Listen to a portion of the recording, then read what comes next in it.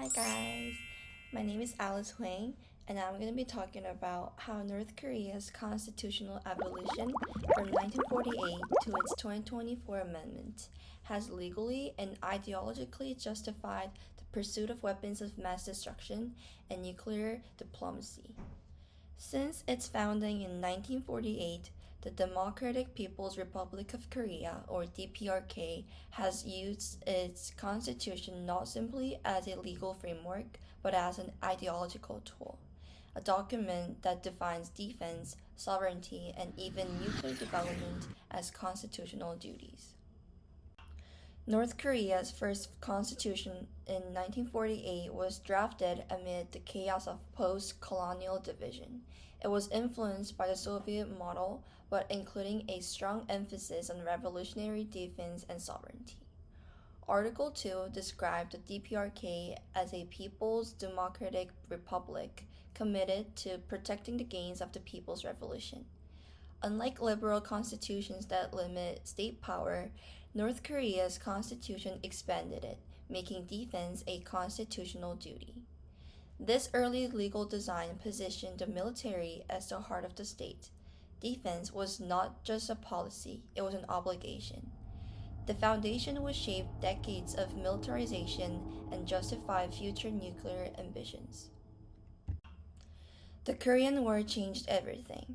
The devastation and the ongoing presence of American forces in the South convinced the North that its survival depended on absolute readiness. The Constitution's framing of defense as a sacred duty gave Kim Il sung the justification to centralize power under his leadership. Loyalty to the nation became synonymous with loyalty to the leader. Militarization was no longer temporary. It was written into the moral and legal DNA of the state. From this moment on, every act of defense could be presented not just as strategy, but as lawful patriotism. In 1972, North Korea adopted a new constitution that marked a turning point. It formally integrated 주체, or self-reliance, into the legal order. Article 4 stated that all state activities must follow the leadership of the great leader and adhere to the 주체 principle. By embedding ideology into law, the Constitution now required the state to pursue independence in all fields, including defense and technology. Even though the nuclear program started as a peaceful energy project, Juche's emphasis on sovereignty gave the regime a legal basis to claim that nuclear capability was essential for self-defense. After Kim Il sung's death, his son, Kim Jong-il, revised the constitution in 1998. This amendment formally institutionalized Sungun, or military-first politics. For the first time, the Korean People's Army was placed at the center of governance. National defense was not only a moral responsibility, but also a constitutional command. This legal shift directly supported North Korea's growing nuclear program.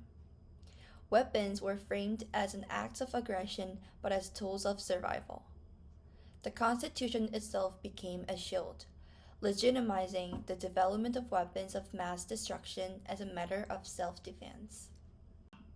Under Kim Jong-un, constitutional changes further cemented nuclear weapons as central to the state's identity. In 2012, amendments described nuclear weapons as a guarantee of sovereignty and national dignity. By linking deterrence to the Constitution, nuclear development became a legal duty.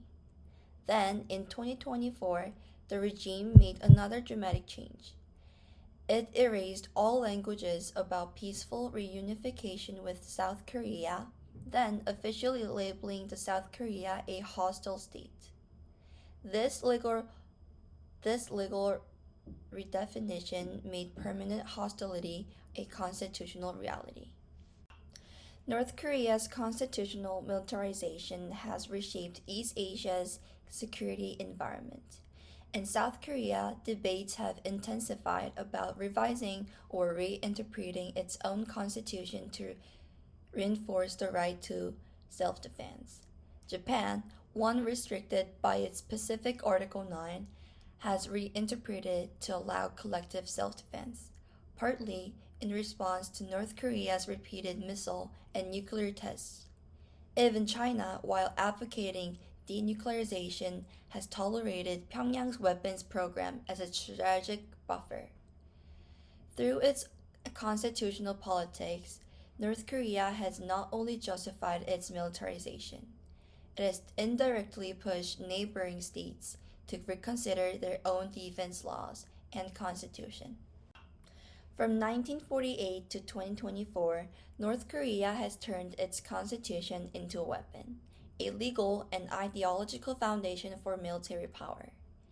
Each revision deepened the idea that national survival depends on military strength. What began as revolutionary defense evolved into a constitutional justification for nuclear armament. For the DPRK, weapons of mass destruction are not merely political tools, they are constitutional obligations, expressions of sovereignty, loyalty, and survival. Understanding this legal evolution helps explain why denuclearization talks often fail for North Korea. Giving up its weapons would mean defying its own constitution. In the end, North Korea's threat is not just military, it's constitutional.